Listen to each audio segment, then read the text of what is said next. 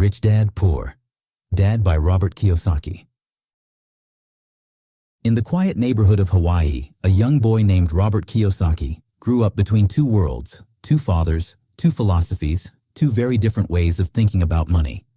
One was his biological father, the poor dad, a well-educated man with a stable government job who believed in hard work, good grades, and financial security.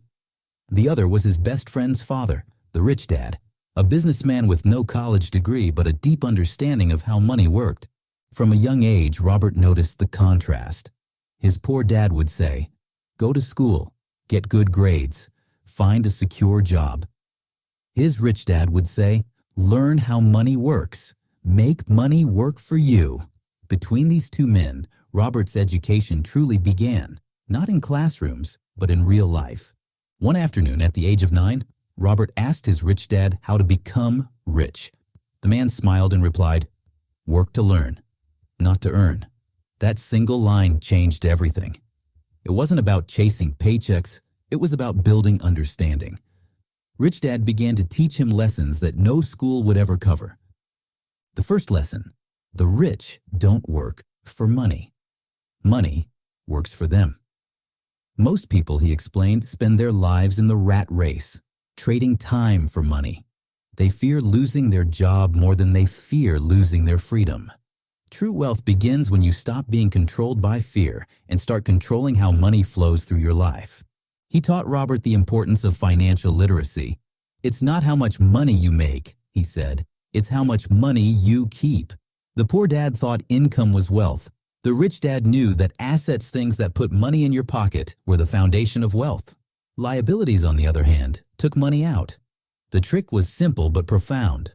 Buy assets. Minimize liabilities. An asset could be a business, real estate, stocks, or even intellectual property. But the greatest asset of all was your mind. An untrained mind, Rich Dad said, can turn money into poverty. A trained mind can turn poverty into wealth. Robert learned that the world of money was divided into 4 quadrants: the employee, the self-employed, the business owner, and the investor. Most people lived in the first 2, trading hours for pay. The rich lived in the last 2, building systems that made money without their constant effort. To move from the left side to the right, Rich Dad said, you must change your mindset before you change your income. As years passed, Robert saw how each father's philosophy played out. His poor dad, despite his education, struggled financially and depended on his paycheck until retirement.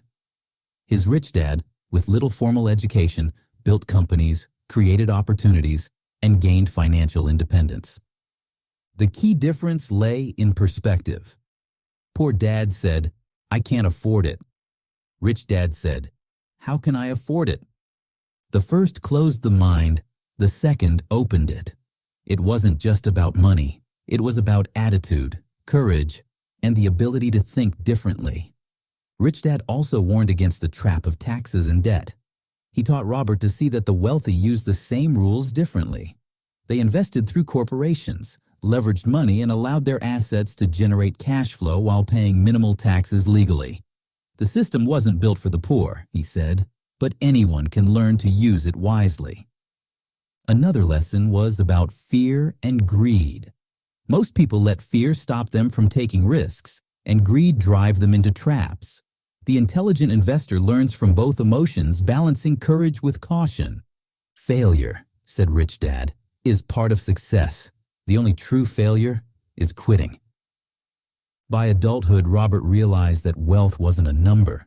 It was freedom, the ability to live without working for survival, the ability to spend time doing what you love, not what you must. The rich buy time, he reflected. The poor sell it. In the end, Robert Kiyosaki's journey between two fathers was not about who was right or wrong. It was about awakening. The poor dad represented security. The rich dad represented possibility. From both, he learned that money is a tool, powerful, neutral, and obedient to those who understand it.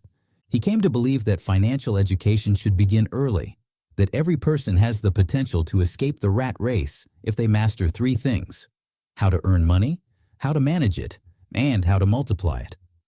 True intelligence, he realized, lies not in academic achievement, but in financial awareness. Rich Dad's voice still echoed in his mind. The poor and middle class work for money. The rich make money work for them. That was the lesson that built empires and the wisdom that would change millions of lives.